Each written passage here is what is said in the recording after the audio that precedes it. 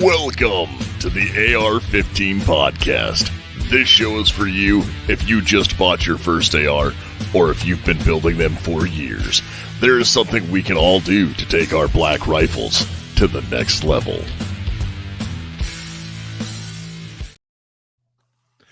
Welcome to the AR-15 podcast. My name is Nick Dooley, and I am joined, as always, by my co-host, Garth Hofer. How we doing tonight, fellas and ladies and whoever else listened to us? You know, for the tens and tens watching at home, welcome to the AR-15 podcast.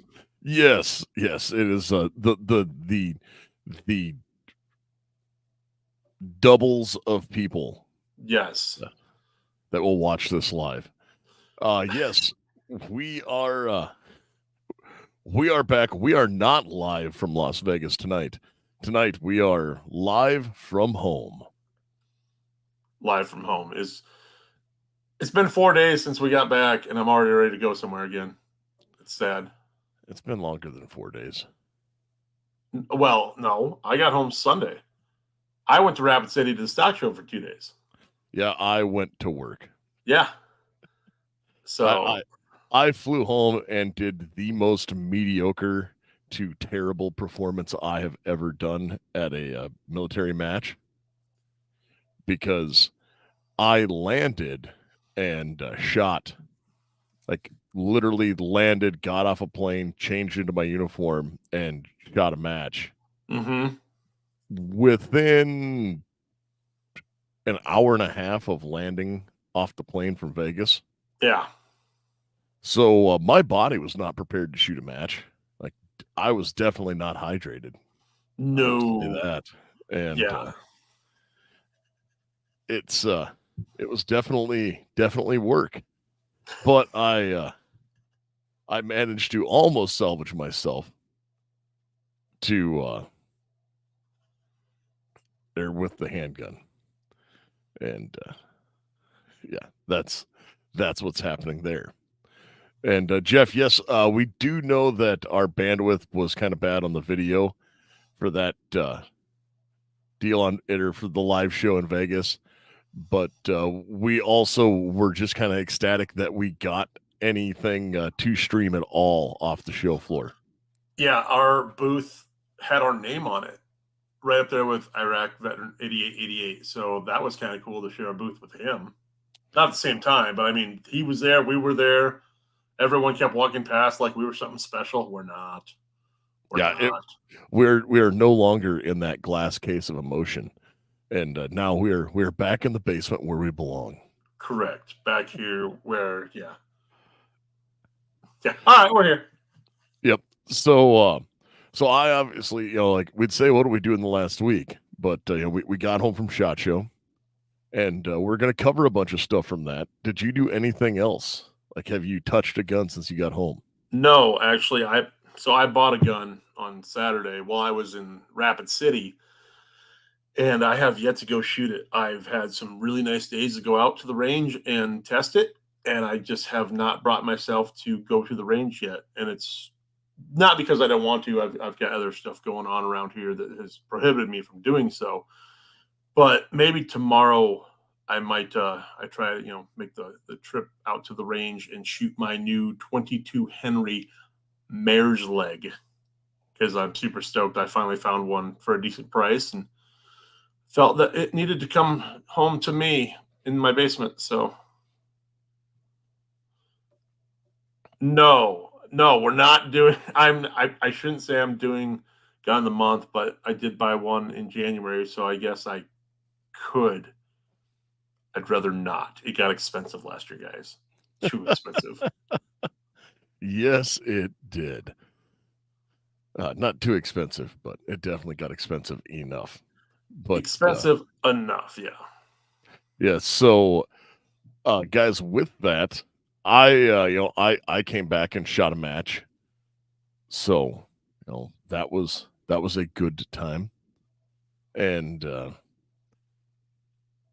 yeah, that was my less than stellar performance. I'm going to blame on jet lag, lack of sleep, and dehydration. Yeah, we'll go with that. And that's all I have to say about that. And then as we go through, we're getting asked a bunch of questions already about things from SHOT Show. And Vince has kind of the first one. So obviously this is going to be our SHOT Show recap. Some of the cool things we saw, some of the things that we talked to, different things like that are a little bit of a recap. And Garth, the first question here actually goes into something I know that you were very passionate about. And that was the Henry that takes AR mags. Because that is definitely not an AR. It is definitely not an AR, but man, if we had to deem this year's SHOT Show with a theme, it was the year of the lever gun. They were everywhere. And as you guys heard me rave and rant this past year about the Bond Arms lever that takes 30 round PMags, lo and behold, when I walked into SHOT, well, we were at range day, I should say, and walked up to the Henry booth, and I went, you know what? I really don't need to stop here. A Henry's a Henry. I love them, but I don't know if I need another 357 or 3030 or 4570. And then lo and behold, papa, the heavens opened up and the sun shined down on a particular firearm that caught my interest. And yes, it is a lever gun that takes PMags. And anyone who owns a Henry knows already the quality of gun they are, how smooth the lever is, and how well they function.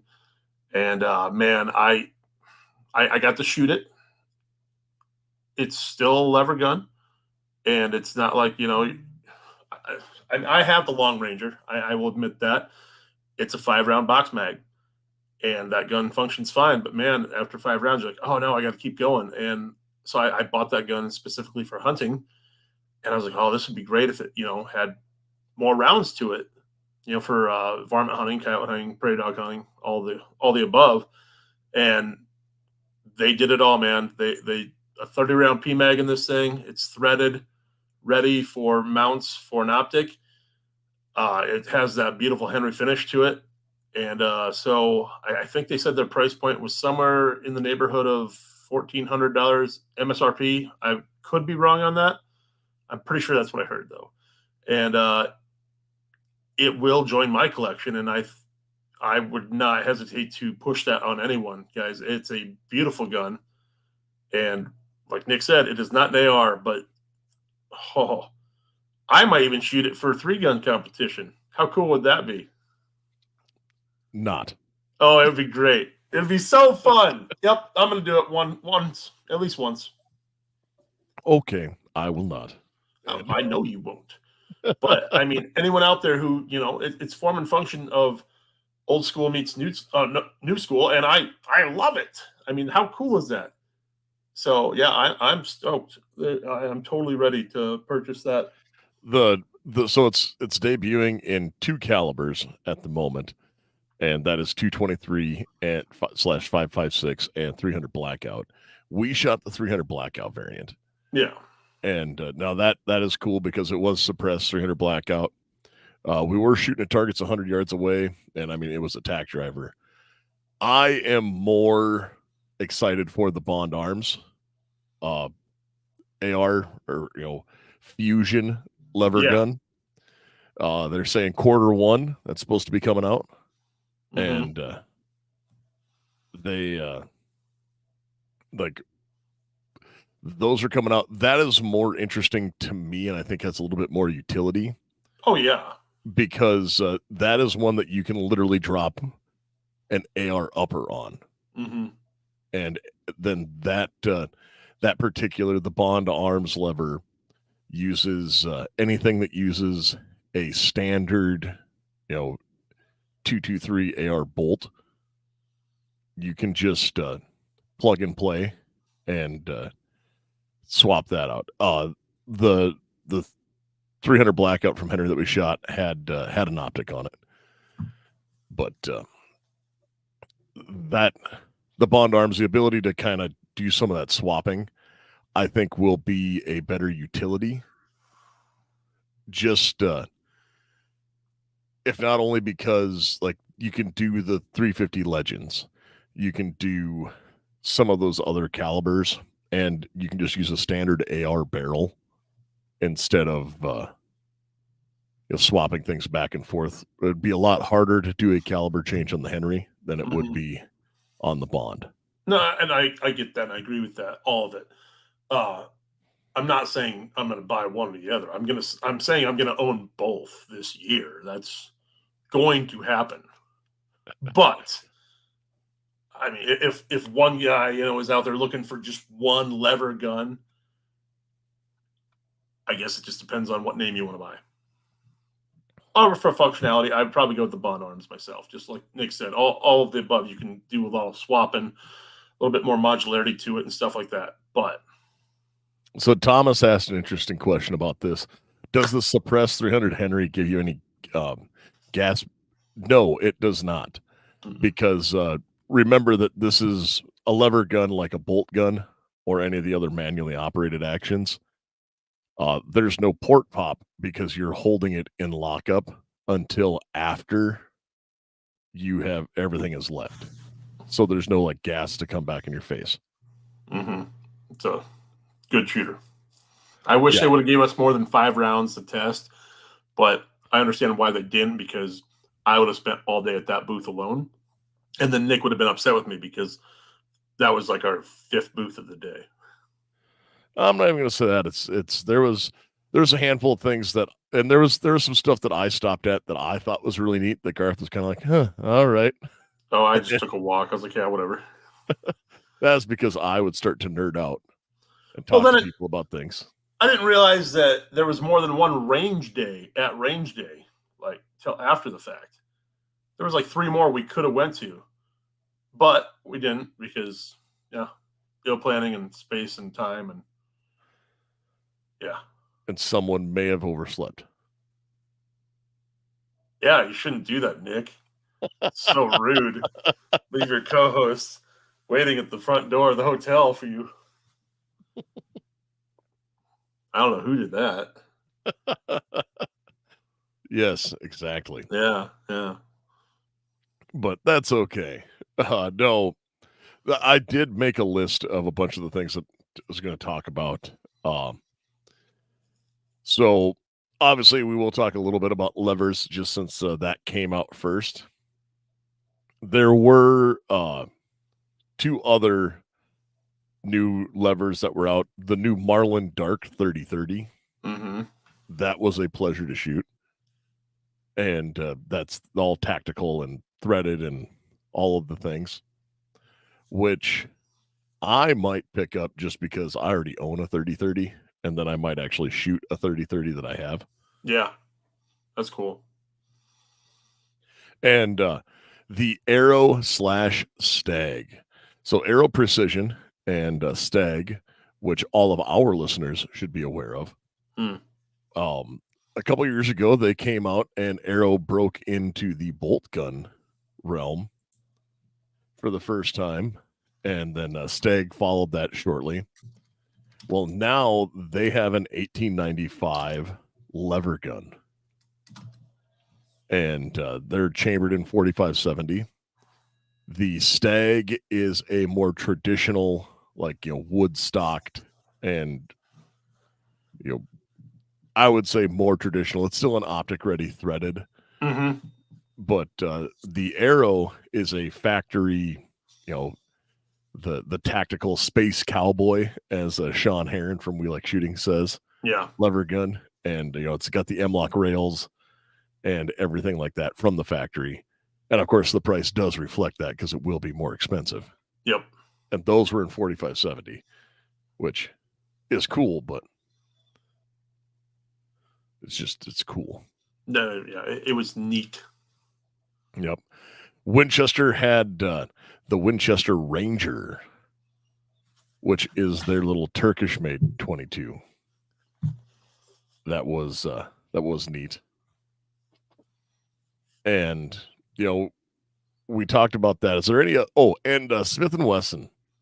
Smith & Wesson had their 1853, and I know that other shows have talked about it, but that's kind of cool because of the naming convention for the history.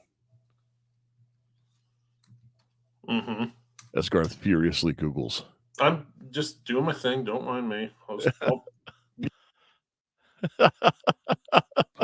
Yeah. That's okay. I can just see your eyes flicking, and you're like, "Oh, what's he talking about?"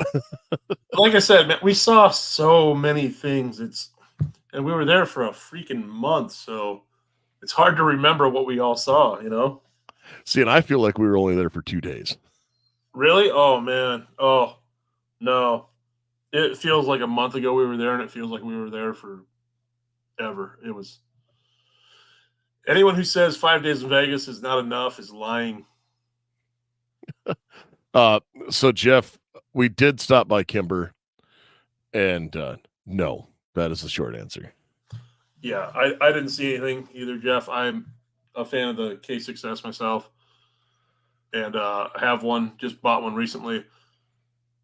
I think it's a Again, smooth shooting gun, but they didn't have anything new, so I was in and out in 5 minutes. I went to the revolver section, saw what they had, have it, moved on. well, before we move on from you know technology from 2 centuries ago, uh, we'll keep talking about. Just waiting to see. We'll keep talking about revolvers then, Mm-hmm. and there were a handful that were new and neat. And Garth is going to talk about one ad nauseum, I'm sure, because it was beautiful. I mean, And there were several that were beautiful, but I think I know what one you're talking about. yeah, and I'm going to hold that one. Okay. But we did shoot a couple new revolvers, or new-ish revolvers. Mm-hmm. One is from Diamondback, the SDR, Yep, that was a nice shooting gun. which was, I mean, it was a wheel gun. It went bang. It did the things it was supposed to. Correct. Then Garth, you shot the Rock Island Armory 9mm. I did, and that shot fairly nice. I mean, anytime I can pick up a 9mm in a revolver, it just I get a little giddy about it. It's fun. It's it's like 9mm is not supposed to come out of a revolver. I mean, they That is, can. I mean, it's not common. When I think of wheel guns, I think of 38 357, 44 mag, 45 long Colt, even 45 ACP, just because of the governor. But see, I think the old Liberties that were the original moon clip for the 45 ACPs. so yeah, Yeah, and no, then as we went through, there was one revolver I was not expecting to see at the show, yeah. and that was the Beretta, the R-34. It looks like a revolver, guys, but I tell you what, the hammer and trigger on this thing was fantastic. It might be the best trigger and hammer I've ever felt on a revolver. It was so smooth. The trigger was like butter. The pullback on it was insane. The only gripe I have for the entire gun is it does not fit my bare mitts for hands, and they have a little rubber extension on the bottom for the pinky. And I'm sorry, I was incorrect. That is the MR-73. There you go. But can you pull it up and show any of our faithful that are watching what it looks like? It's a blued gun, but yeah, like I said, there's a little rubber cutout on the grip, and yeah, look at that bad boy, beautiful, and it catches your finger, and so your pinky doesn't know exactly where to go. But if they could come out with just a little better grip on it, it'd be on the list for 2024. So the one interesting thing about those is you can adjust the trigger weight and take up on them. So it has an adjustable trigger, much like some of the fine rifles, Mm. and that does a lot for it. And I mean, they were just smooth as butter. They were originally made for the gendarmerie, which is the French police force. And I don't remember what the MSRP was on that revolver. Do you offhand? no. I will furiously Google. Well, that's what I'm trying to do too. It's as I pull up here. And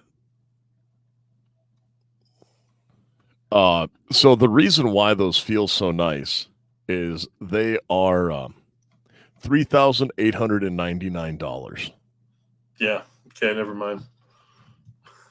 Never mind. So if you're talking about a $4,000 revolver, I would hope it felt good.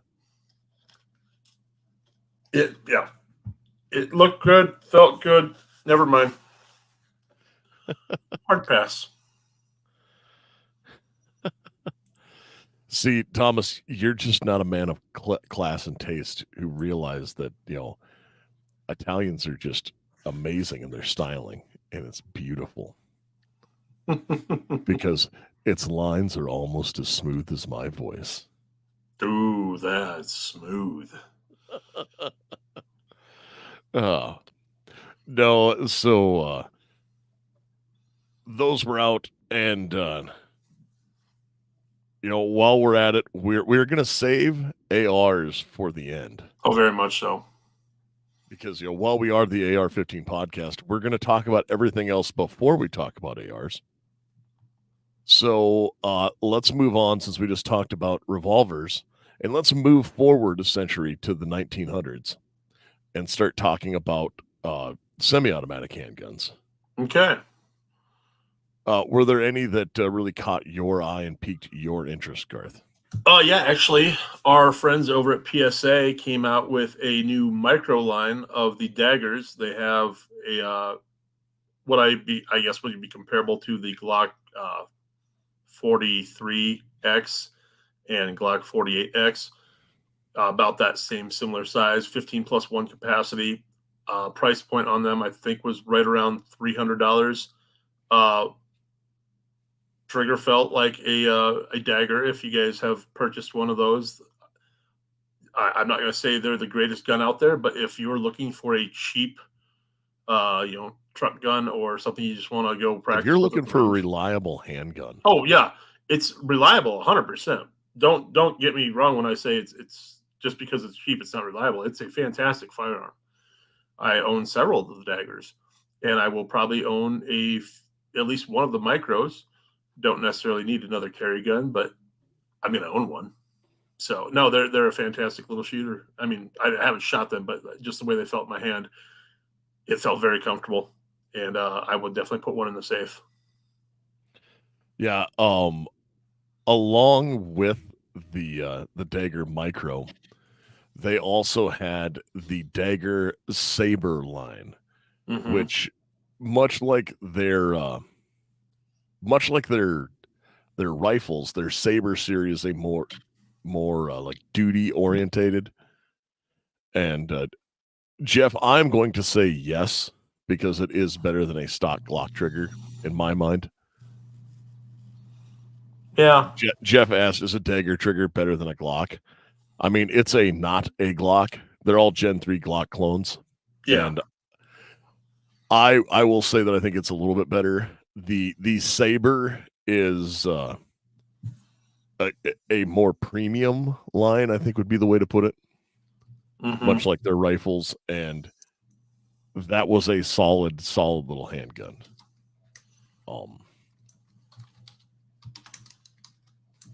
Then along with that, there was also, I guess we have to talk about like the XM57 that PSA had, which is the the MP7 at home that shoots 5.7, but has that like rapid detach brace, and like everyone who has heard anything about SHOT Show has seen them. Like, we got to hold them. It was built around the rock. It had a 40-round 5.7 mag. Yeah. It was pretty sweet. It was a neat little pistol. or large pistol, small carbine. It was a neat thing. Oh, we'll go with that.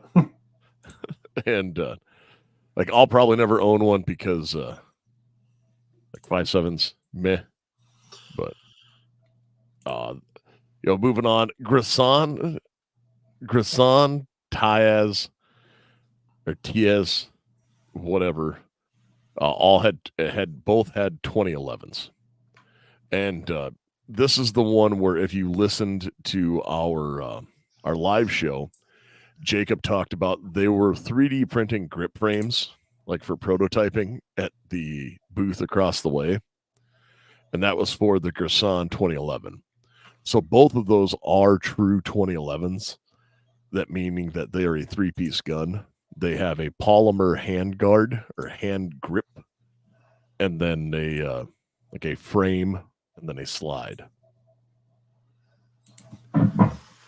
Now, granted, the Grisan and the Tiaz or Teos or however you pronounce it, I believe are made in the exact same factory.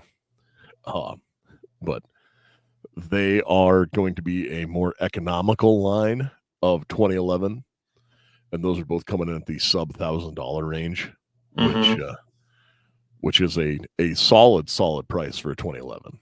And they shot really nice. So did the Live Free Armory 2011 that we got to shoot along with their metal not a Glock. Yeah. And that was a very interesting shooter as well. The one I kind of want to talk about, we did not get to shoot it. We just happened upon it while we were walking through the floor, is the Ounce 22 pistol. Oh, you're still hung up on that thing? I want one just because it's so stupid. Is that fair? Because I buy stupid guns. Yep. Okay. Can I walk them through what this thing is? It's a folding 22. Yeah, 10 plus 1 capacity, weighs 10.2 ounces fully loaded. And I guess the best way to describe it is you think back to like when you were kids and you had the yak back, that funky little talkback playback thing. It kind of looks like that folded up. Fits in your front pocket. Oh, Garth, I'm about to make your day. Oh, he's going to pull it up. I think. So, to anybody who is not watching live, what this is it is a semi-automatic 22 caliber handgun, and the grip folds into itself, which you can then drop into a front pocket. So if you watch the animation on the screen, you'll see that they pull it out, depress it, and snap it into place. And then they can shoot 10 rounds of 22, and they eject out the bottom, and then you can fold it back up and put it away and reload it. And actually, when you unfold it, that's actually the cocking mechanism. Yes.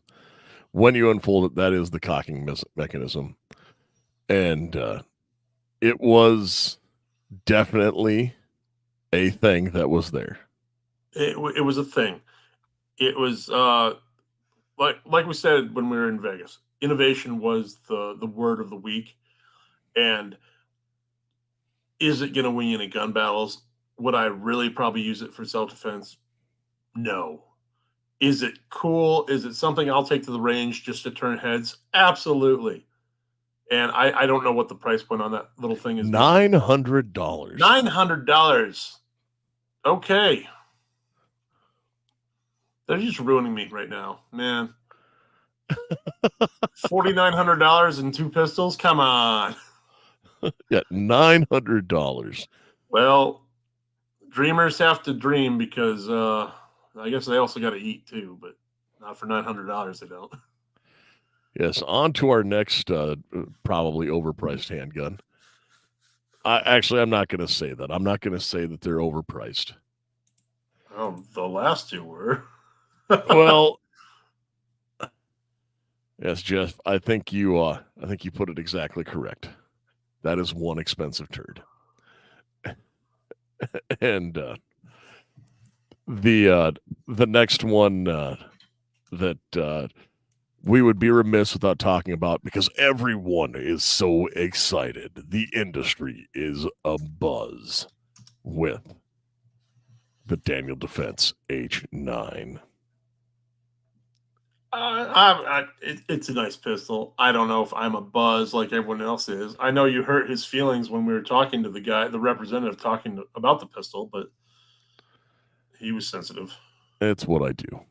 It's fine.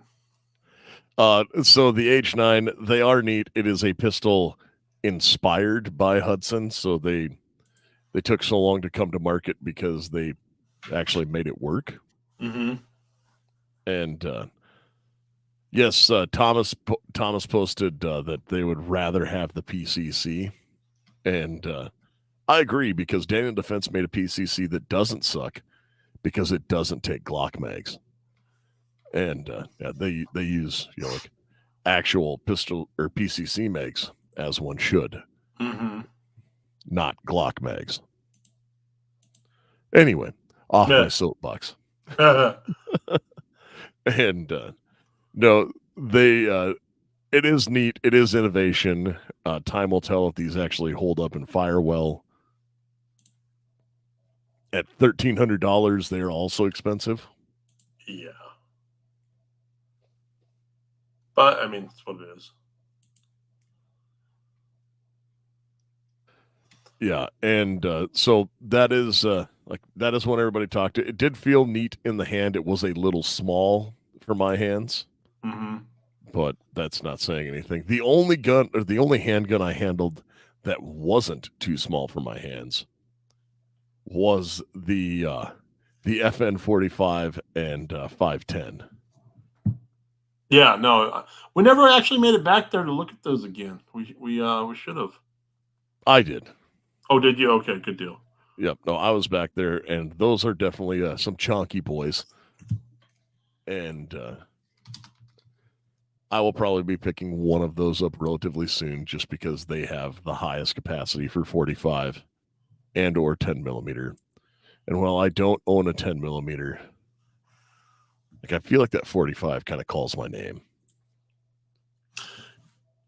Now I'm going to tell you the most exciting pistol I found, and you're going to roll your eyes, and people out there listening going to roll their eyes at me. But North American Arms finally, yeah, no one cares, and came out with the swing out cylinder. Man, how cool is that? I'm so stoked. We were done talking about guns with technology from 2 centuries ago, like 15 minutes ago, bud. I don't care, man. I want it. Just let me have this. Just let me have this for 30 seconds. I'm admiring it right now on my screen. Oh, so beautiful. Swing out cylinder on a 22 like that small. So cool. All right, I'm done. Moving on. Anyway.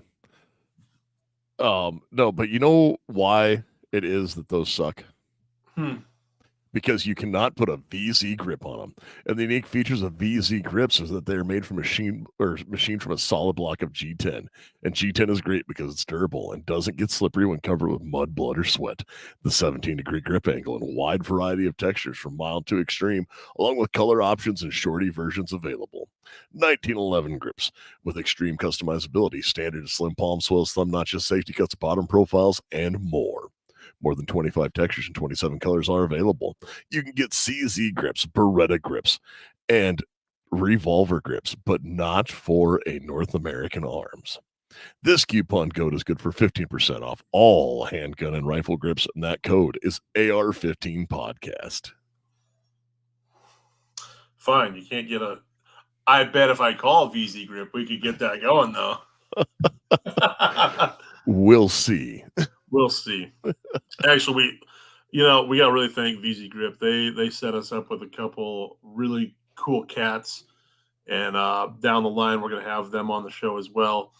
One thing we'll talk about a little bit later on in the show is actually something we both found super fun from Corey over at VZ Grips introducing us to a couple people. So yes, and there were a handful of other things that were really neat to see. One of them, well, we got to shoot 2 of them that I found incredibly interesting. And this is moving on for the. Oh, Jeff. No, it's they're just making a pistol now. Jeff asked, "Sorry, I walked away. Is there a marketing strategy for the DDH9 tied to the ARs, or it's just hey, we make a pistol now?" It's they bought Hudson, more or less, or the intellectual property, made it work, and now make a pistol. But as we move on, oh Garth, the people are championing Yeah, you. yeah, because they have hearts and they like me, Nick. Well, you say that like I don't have a heart. We just saw different things of the show that we each liked, and I know the things I liked. You were like, "You're dumb." If you looked at the things I liked and went, okay, Yeah, it's what it is. yep. And of those things, one of the cool things that we got to do was we actually got to do a little night shooting.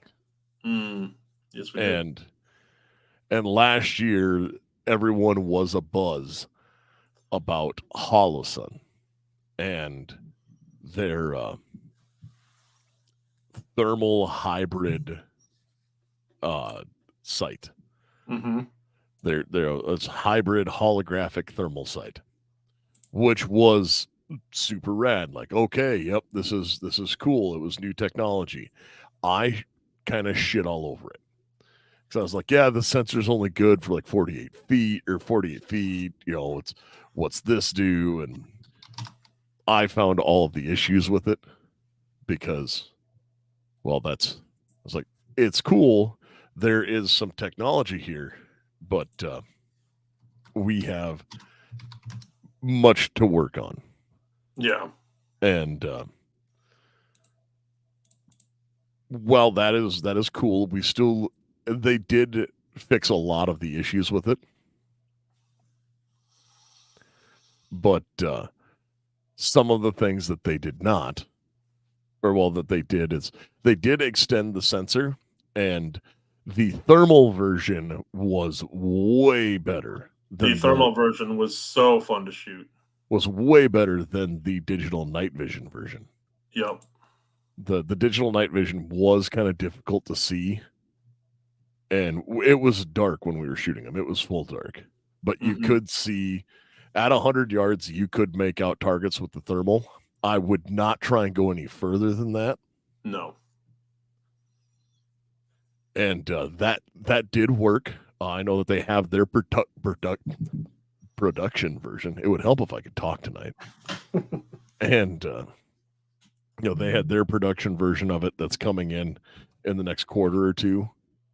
And it is really neat to see that technology kind of coming up on point and pushing how far that can go. Now they have a thermal on a handgun sight. And that one was very much so ungood. Yeah. If you have ever thought it was hard to find a dot on a handgun, pulling that up where you have to get the screen in the right place to line up so you can see the thermal overlay. And then they also used a green crosshair with the green thermal overlay. It was definitely a very, very odd thing. Yeah. And that is not one of my favorites. It was just interesting. The thermal was very interesting and neat to shoot, and it is worth talking about. I shot something that no one else cares about, and that is that 9 MOA dot and the Aimpoint Arco, the 2, that was made to go on a vent rib shotgun for shooting clays. I tried it. Was not my cup of tea. Cool. I mean, to put a red dot on a shotgun, very, very neat. But not for me. We did do that with the Genesis Arms, but they had a holographic on there. I think just the bigger window picture was nicer for me. But yeah, finding that red dot on a shotgun, it was strange because you could put it at different places, and they were saying that guys actually put the red dot all the way out almost to the bead on some of their shotguns, and that would mess with me in a major way. It would take some getting used to, 100%. Yep. So that was just kind of neat and different to shoot, and I thought worth talking about because it is new, it is different, it is definitely a thing. Mm-hmm. Then a company that we probably haven't talked about much before, but Gideon Optics. They had their 1X micro prism, and I think Garth fell in love with that thing. I will be buying 4 of them because they are the perfect optic. I mean, you guys hear us. I'm not going to say they're the perfect optic. For me, it's going to be the perfect optic, and I'm not going to say that I'm going to put it on all of my rifles or anything like that.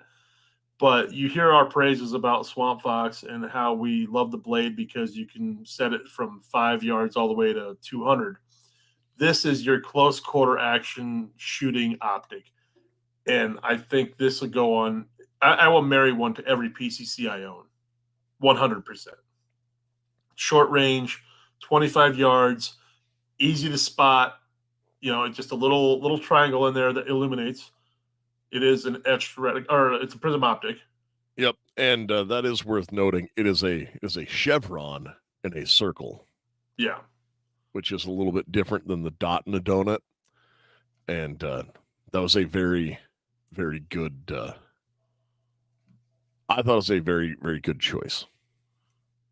Yeah, it's a fan. If I could get rid of all these pop-ups that are going on right now, I could pull it up. And that's not the one I want. So never mind. I will not do that.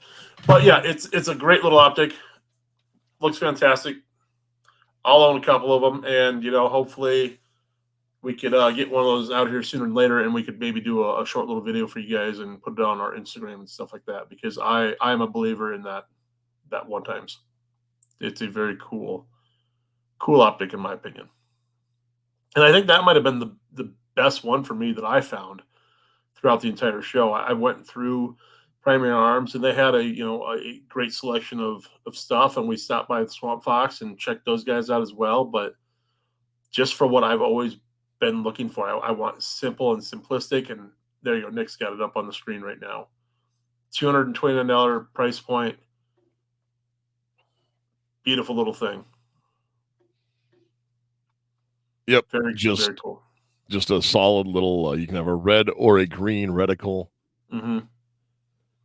Just really a solid little shooter. So pretty excited about that. So, what else do you want to cover, bud? Well, now I think it is time, since we are the AR-15 podcast, and it is 45 minutes in. Okay. We should probably start talking about some AR stuff. We're here. We should probably do it. Yeah. Yes. So the first thing that I'm going to talk about is the Wilkinson Tactical 12 gauge. Mm. Yeah, we got to shoot. These are out of Wyoming, correct? Yes, they are out of Laramie, Wyoming. And so 12 gauges, have always been on the market as far as bullpups and stuff go, guys. But an AR tactical shotgun, it's solid. I mean, you guys have heard our praises about Genesis arms and how awesome they are. The one thing I can say about these guys is they're a little cheaper. And I mean, by cheaper, I mean they're about $500 less than the Genesis, and they are in full production right now. Yes, you can buy one of these Wilkinson Tactical 12 gauges right now, and they even have a system where you can buy a you're buying the full weapon, but it is a 18-inch you're buying a 18-inch 12 gauge shotgun, and a 300 blackout upper that you can swap back and forth. Yeah. They took it apart for us, and the simplicity of the upper is pretty neat. And that combo, so for the pair, like if you're going to buy both of them, it is $3,095 on their website. And you're essentially buying two guns. Yeah, that's for the 12 gauge and a 308.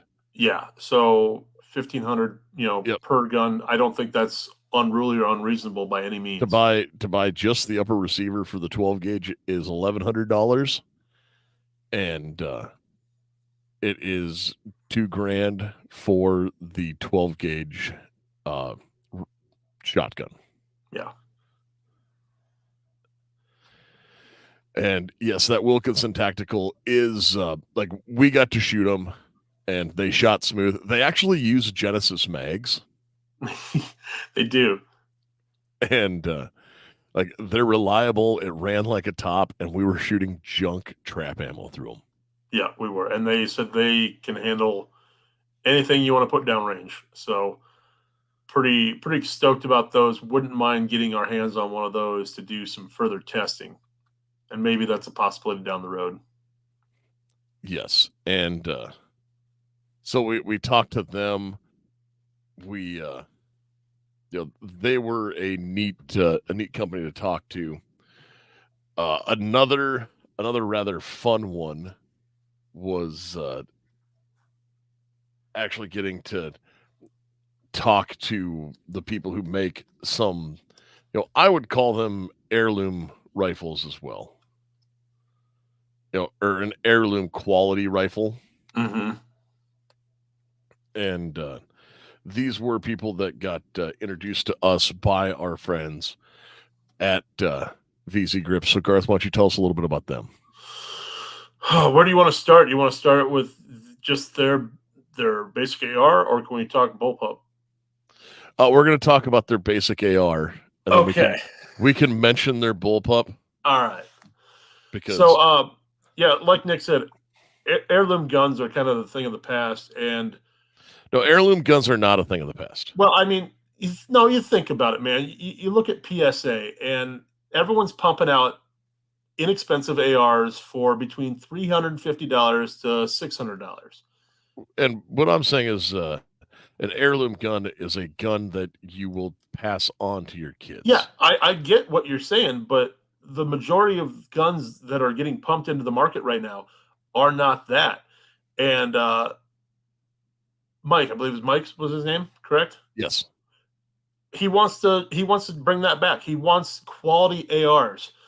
And so he developed his own company, and he's building quality pieces. His base model AR came in right about $1,200 to $1,500, if I'm not mistaken.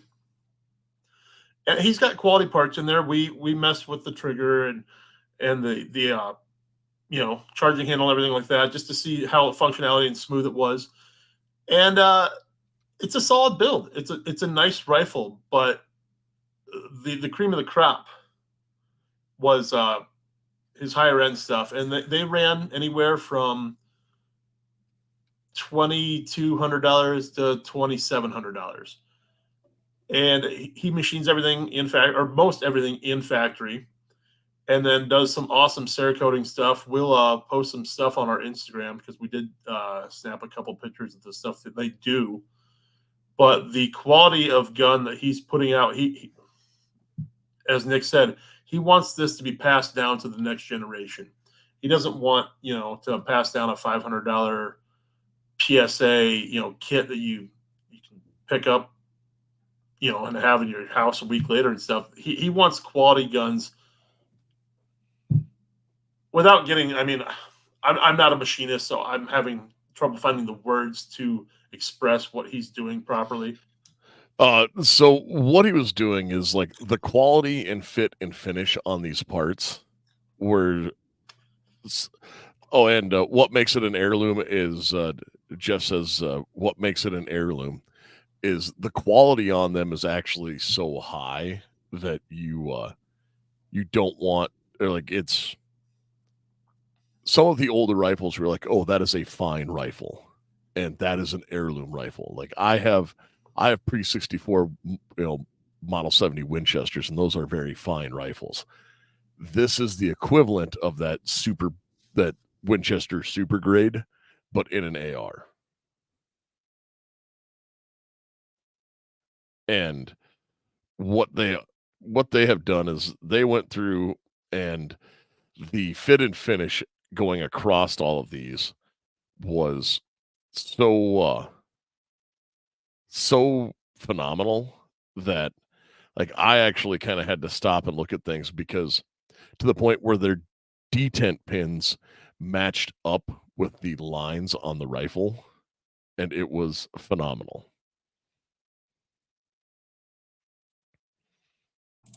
Yeah, as I frantically Googled to find their website,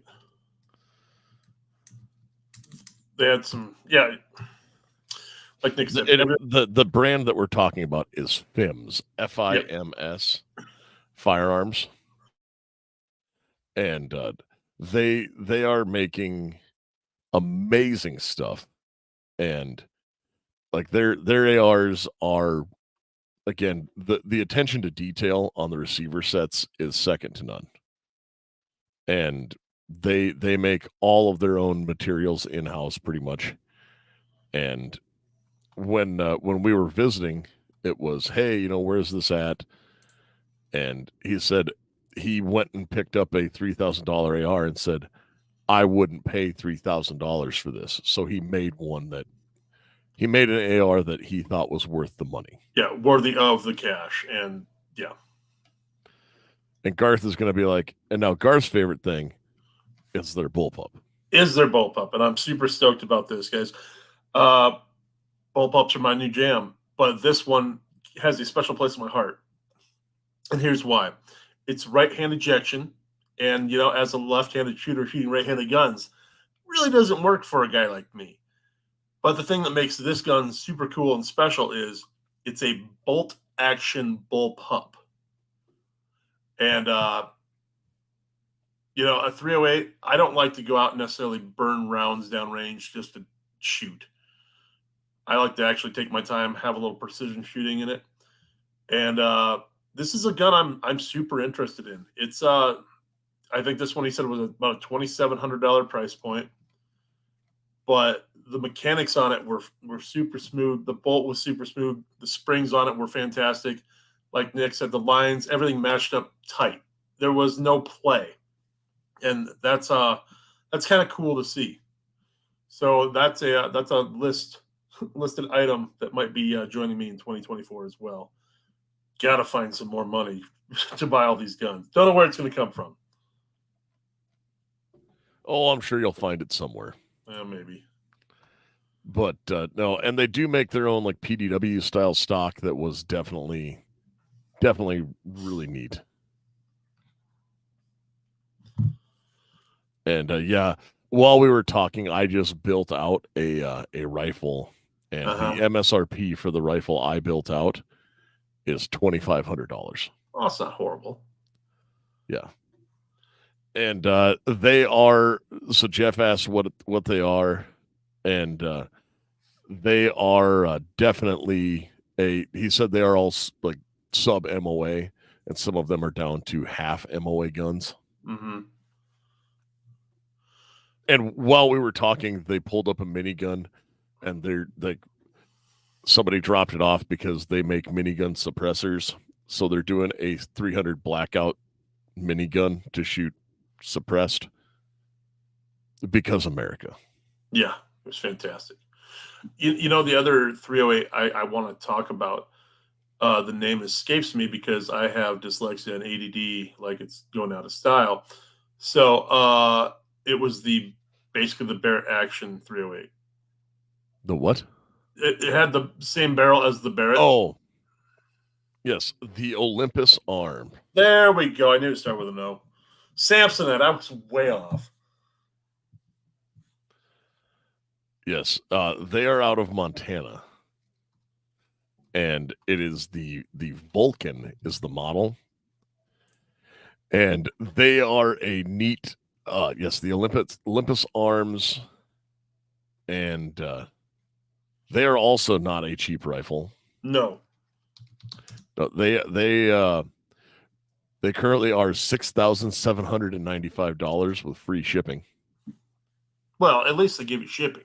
Yeah, and when I touched a round off with one of these, Garth thought I broke it. I honestly did. I had no idea what was going on. I was visiting with the rep, just waiting in line with my 5 rounds. Nick touched the first one off, and I watched the barrel move about this far, a good foot in, and I went, "Oh crap! Break it, you buy it, man." Oh no!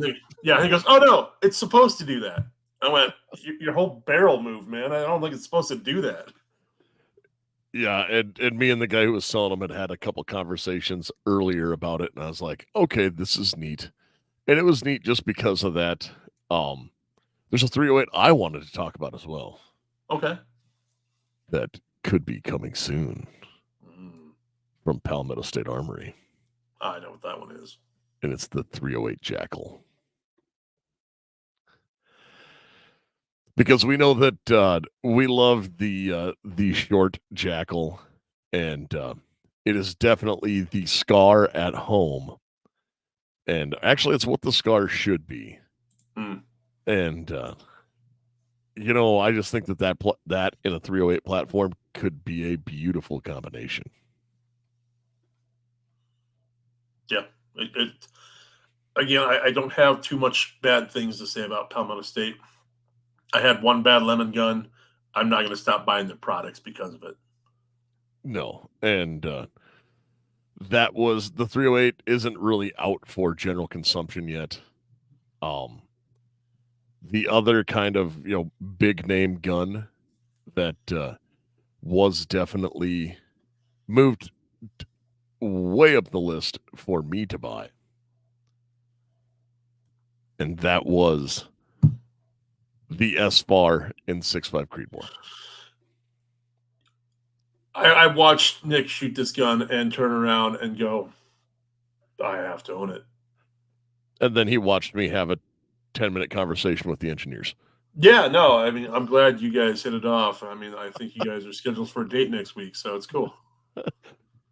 I don't know why it is that happens to me, but I shoot it and an engineer goes, "So what did you think?"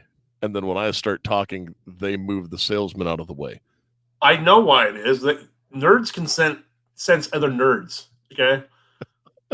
It's a thing. They look for their people, and they went, "Oh, this guy knows what's up." Yes. No, that was an amazingly soft shooter. I thoroughly enjoyed it.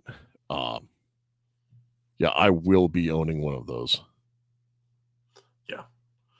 Yeah, Ruger did come out with a few other things I'm super stoked about. The A-Team Mini 30, that's gonna probably. Well, it's not Mini 30. It's the A-Team Mini 14. Yeah, my bad. Mini 14.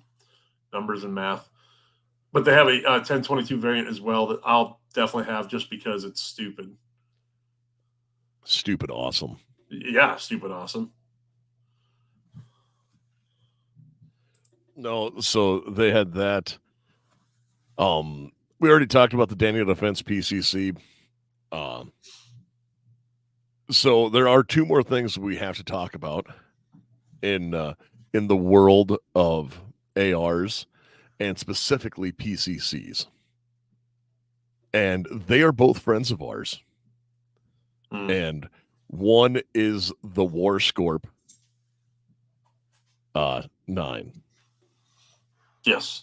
And that is from Wraith Weapons. Wraith? Wraithworks. Yes, Wraithworks. Those guys are awesome. You've heard them here before on the show. They are listeners, and they are just super, super good people. And they also, Josh, who's been on the show before, wound up on TFB TV. And when he did, he uttered some words that he looked back and said, maybe I shouldn't have said that, because they were shooting their full polymer AR, which we also shot. Mm-hmm.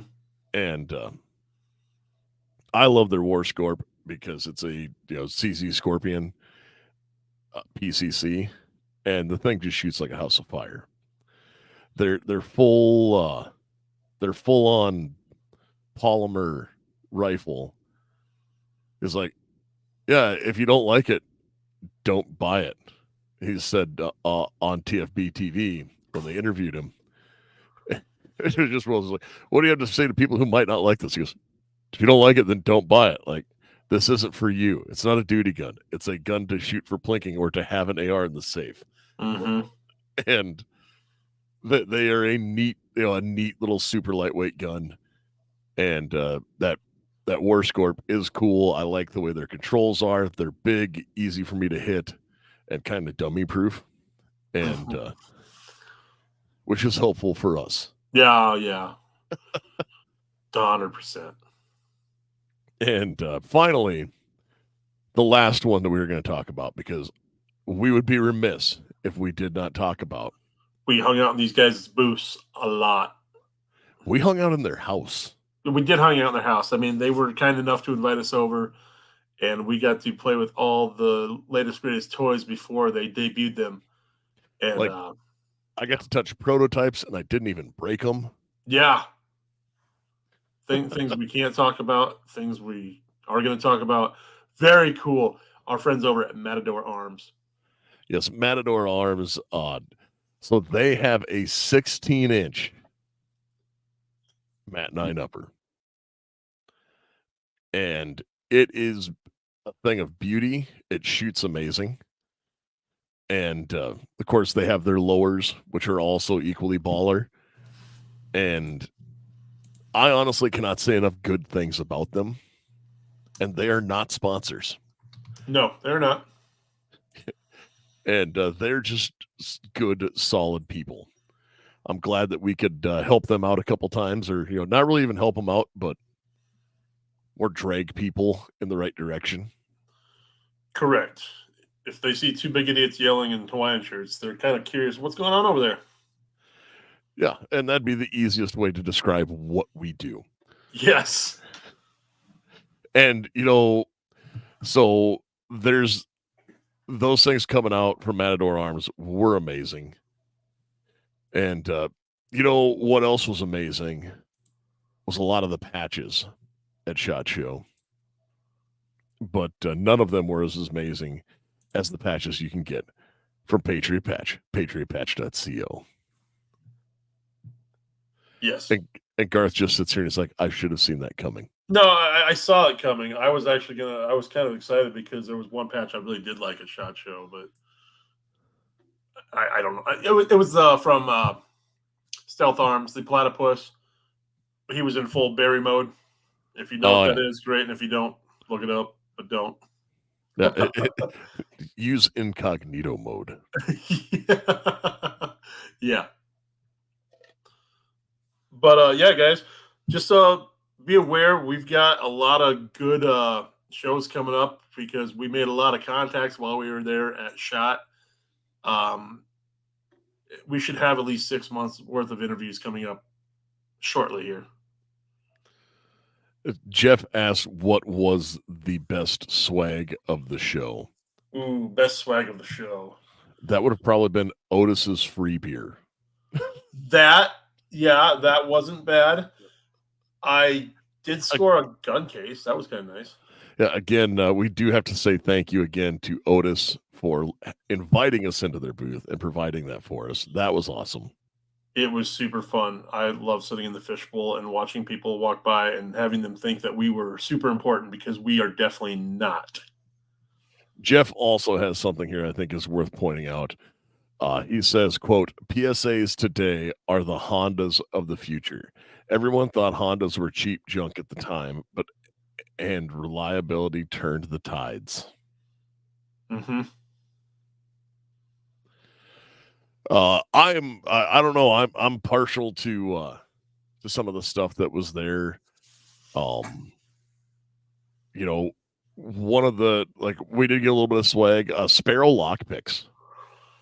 They hooked us up and talked about us because lockpicking is one of those skills that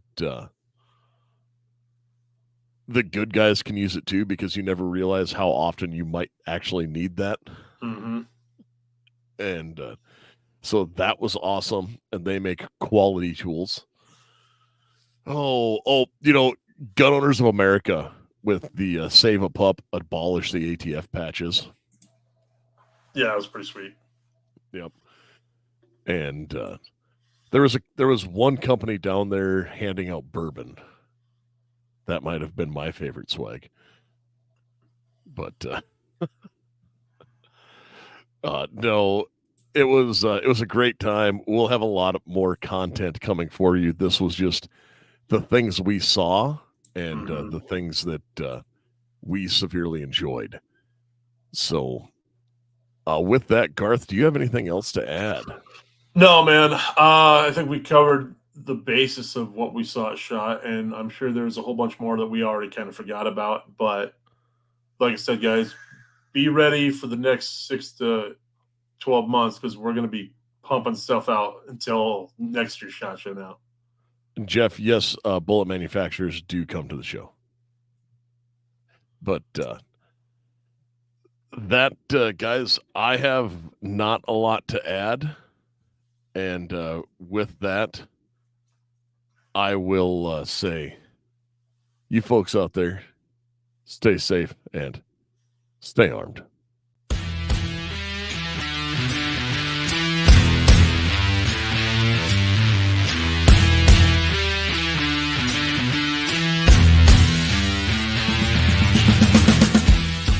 Support the people who support the show.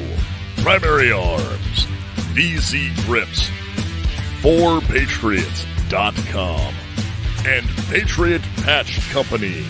Be sure to check us out on social media. AR-15 Podcast 2.0 on Instagram, AR-15 Podcast 2.0 on YouTube, AR-15 Podcast 2 on Twitter, AR-15 Podcast on Facebook, and wherever podcasts are found.